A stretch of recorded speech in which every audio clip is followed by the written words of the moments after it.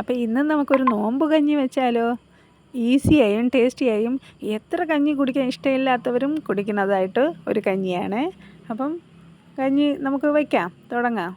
1.5 glass പച്ചരിയും അല്പം ഉലുവയും ഇട്ട് നമുക്ക് 2-3 വെള്ളം കഴുകി മാറ്റി വയ്ക്കാം. എന്നിട്ട് ഒരു കുക്കറിന് എടുത്ത് അതിൽ കുറച്ച് വെളിച്ചെണ്ണ, ഒരു 1.5 സ്പൂൺ വെളിച്ചെണ്ണയും 1 സ്പൂൺ നെയ്യും ഇട്ട്, അടുത്ത് ഗ്രാമ്പ്, കറുവപ്പട്ട, അങ്ങനെ ഇത് ഈ മസാലാസ് ഇഷ്ടമില്ലാത്തവർക്ക് നമുക്ക് എടുത്ത് മാറ്റാം കഞ്ഞിയൊക്കെ വെച്ചിട്ട്.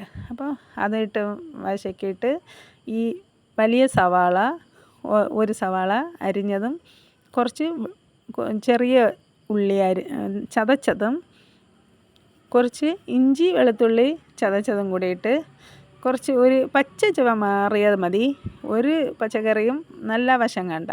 അപ്പം ഇതിനെ അങ്ങനെ വശക്കിയിട്ട് കുറച്ച് 2 തക്കാളിക്ക ചെറുതായിട്ടോ വലുതായിട്ടോ അരിഞ്ഞിട്ട് അതിനെയും കൂടെ ഒന്ന് ഇളക്കിയെടുത്തിട്ട്, പച്ചമുളകിൻ്റെ കുരു മാറ്റിയത്, നമുക്ക് നിറയെ എരി വേണ്ടല്ലോ. അപ്പം ഒരു 3-4 പച്ചമുളക്, അടുത്ത് കുറച്ച് ക്യാരറ്റ്, ഒരു 2 ക്യാരറ്റ്, ക്യാരറ്റ് ഇഷ്ടമുള്ളവർക്ക് കൂടുതലിടാം. അങ്ങനെ അതിനെയും കൂടെ ഇളക്കിയിട്ട് കുറച്ച് മല്ലിയില, അടുത്ത് കുറച്ച് കരിവേപ്പില, ഇതും കൂടി ഇട്ട് ഇളക്കണം. ഇളക്കിയിട്ട് നമുക്ക് ഏത് ഇറച്ചി വേണമെങ്കിലും ഇടാം.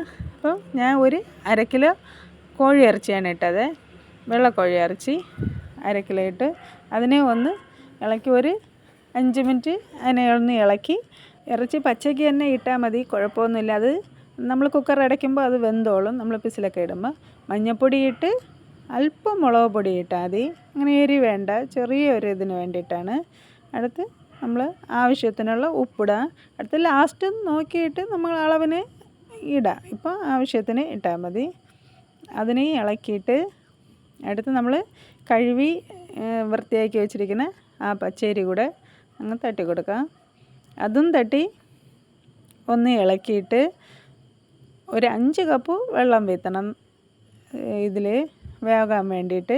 അതിനെ ഒന്ന് ഇളക്കി നമ്മൾ കുക്കർ മൂടി വെച്ച് ഒരു 5 വിസിൽ വിടണം. അപ്പം നല്ല വേവാൻ വേണ്ടിയിട്ടാണ്, നല്ല വേവണം. 5 വിസിൽ വിട്ട്, പച്ചരി ആയതുകൊണ്ട് പെട്ടെന്ന് നല്ല വെന്തോളും. അങ്ങനെ നല്ല സ്മാഷ് ആയാലേ കുറച്ചുകൂടെ ടേസ്റ്റ് കുറച്ചുകൂടെ ഉണ്ടാവുള്ളൂ. ഇതിൽ ഇറച്ചി ഇഷ്ടമില്ലാത്തവർ ഇറച്ചി ഇടാതെയും പച്ചക്കറി മാത്രം ഇട്ടും വയ്ക്കാം. അപ്പം നമ്മൾ ഇറച്ചി ഇട്ട് വയ്ക്കുന്നത് കൊണ്ടാണ് ഇങ്ങനെ വെച്ചത്. അങ്ങനെ എല്ലാം വെന്ത്, ഇനി ഇതിലേക്ക് ഒരു തേങ്ങ തുരുവി അതിൻ്റെ പാൽ, 1/4 പാൽ ഇതിൽ വീത്തണം.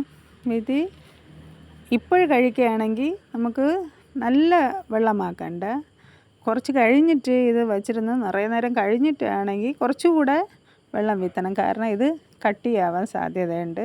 അപ്പോൾ നമ്മൾ ഇപ്പോഴും കഴിക്കണോണ്ട് ഇത്രയും വെള്ളമേ വീത്തണുള്ളൂ.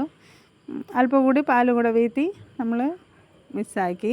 ഇത് തിളയ്ക്കണ്ട, തിളയ്ക്കുന്നതിന് ഒരു അല്പം മുമ്പേ സ്റ്റൗ ഓഫ് ചെയ്യണേ. അപ്പം നമ്മൾ നോമ്പ് കഞ്ഞി റെഡിയായി.